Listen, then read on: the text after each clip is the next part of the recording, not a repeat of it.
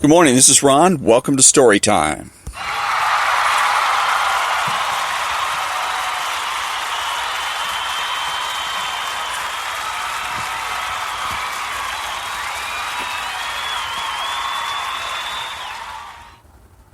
So we continue with the 48 Laws of Power, and this morning we're working on Law 7. This is, by the way, Saturday, June the 3rd. And so now we're going to go on to Law 7, title of which is Get Others to Do the Work for You, but Always Take the Credit. Use the wisdom, knowledge, and legwork of other people to further your own cause. Not only will such assistance save you valuable time and energy, it will give you a godlike aura of efficiency and speed. In the end, your helpers will be forgotten, and you will be remembered. Never do for yourself what others can do for you. The world of power has the dynamics of the jungle. There are those who live by hunting and killing, and there are also vast numbers of creatures, hyenas, vultures, who live off the hunting of others. These latter, less imaginative types are often incapable of doing the work that is essential for the creation of power. They understand early on, though, that if they wait long enough, they can always find another animal to do the work for them. Do not be naive. At this very moment, while you are slaving away on some project, there are vultures circling above trying to figure out a way to survive and even thrive off your creativity. It is useless to complain about this or to wear yourself ragged with bitterness, as Tesla did. Better to protect yourself and join the game. Once you have established a power base, become a vulture yourself and save yourself a lot of time and energy. Of the two poles of this game, one can be illustrated by the example of the explorer Vasco Núñez de Balboa. Balboa had an obsession, the discovery of El Dorado, a legendary city of vast riches. Early in the 16th century, after countless hardships and brushes with death, he found evidence of a great and wealthy empire to the south of Mexico, in present-day Peru. By conquering this empire, the Incan, and seizing its gold, he would make himself the next Cortez. The problem was that even as he made this discovery, word of it spread among hundreds of other conquistadors. He did not understand that half the game was keeping it quiet and carefully watching those around him. A few years after he discovered the location of the Incan Empire, a soldier in his own army, Francisco Pizarro, helped to get him beheaded for treason. Pizarro went on to take what Balboa had spent so many years trying to find. The other pole is that of artist Peter Paul Rubens, who, late in his career, found himself deluged with requests for paintings. He created a system. In his large studio, he employed dozens of outstanding painters, one specializing in robes, another in backgrounds, and so on. He created a vast production line in which a large number of canvases would be worked on at the same time. When an important client visited the studio, Rubens would shoo his hired painters out for the day. While the client watched from a balcony, Rubens would work at an incredible pace, with unbelievable energy. The client would leave in awe of this prodigious man who could paint so many masterpieces in so short a time. This is the essence of the law. Learn to get others to do the work for you while you take the credit, and you appear to be of godlike strength and power.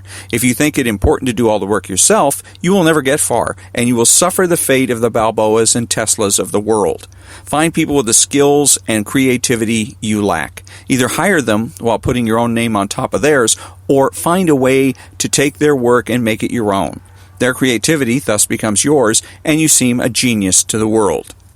There is another application of this law that does not require the parasitic use of your contemporaries. Labor. Use the past, a vast storehouse of knowledge and wisdom. Isaac Newton called this standing on the shoulders of giants. He meant that in making his discoveries, he had built on the achievements of others. A great part of his aura of genius, he knew, was attributable to his shrewd ability to make the most of insights of ancient, medieval, and Renaissance scientists. Shakespeare borrowed plots, characterizations, even dialogue from Plutarch, among other writers, for he knew that nobody surpassed Plutarch in the art of writing subtle psychology and witty quotes. How many later writers have in their turn borrowed from, plagiarized Shakespeare? We all know how few of today's politicians write their own speeches. Their own words would not win them a single vote. Their eloquence and wit, whatever there is of it, they owe to a speechwriter. Other people do the work. They take the credit. The upside of this is that it is a kind of power that is available to everyone. Learn to use the knowledge of the past and you will look like a genius, even when you are really just a clever borrower. Writers who have delved into human nature, ancient masters of strategy, historians of human stupidity and folly, kings and queens who have learned the hard way how to handle their burdens of power, their knowledge is gathering dust, waiting for you to come and stand on their shoulders. Their wit can be your wit, their skill can be your skill, and they will never come around to tell people how unoriginal you really are.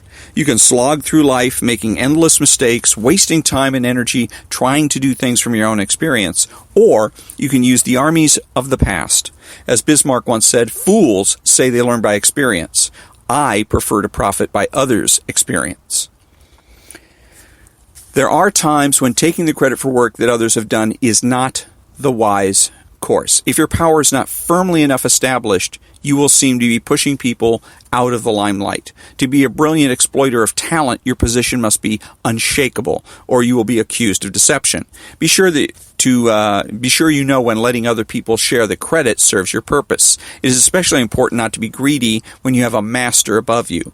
President Richard Nixon's historic visit to the People's Republic of China was originally his idea, but it might never have come off but for the deft diplomacy of Henry Kissinger, nor would it have been as successful without Kissinger's skills. Still, when the time came to take credit, Kissinger adroitly let Nixon take the lion's share, knowing that the truth would come out later. He was careful not to jeopardize his standing in the short term by hogging the limelight. Kissinger played the game expertly. He took credit for the work of those below him while graciously giving credit for his own labors to those above. That is the way to play the game. And that is we come to the end then of chapter 7, Law 7. And let's see what we got here. Yeah, there it is. Law 7. Get others to do the work for you, but always take the credit. And again, two criticisms that I have with this book. Number one is that none of the information, or very little of it, is actually sourced, where they provide footnotes or anything. In here they talk about Tesla and Edison, and how Edison was supposedly a man who really had said that he really does very little in terms of scientific work, that he was basically an employer and a promoter, and he got other people to do the work. But again, it's not sourced, so we don't know. The author's basically asking us to take his word for it. And then the second part of this is that all of these examples are fine and dandy, and it's, get others to do the work for you, but most of us, we're not Henry Kissinger, we're not the Secretary of State, we're not the President of the United States, we're not kings and queens. How does this apply? The politics we're dealing with usually is family politics and office politics. So how does this particular law work? If you're now in a work situation, then that's fairly obvious. There's lots and lots of examples of bosses taking credit for the ideas, particularly, of their subordinates. But in a family situation, how does this apply? And if you're in a work situation, but you're an administrative aide, for instance, how would this law apply? Or does it apply? We don't know. Because, again, he doesn't give any real-life, street-level, if you will, examples. So, next time, which will actually be tomorrow on the 4th of June, is Law 8. Make other people come to you. Use bait if necessary. So that'll be the next one for tomorrow. And thank you for listening, and we'll see you tomorrow.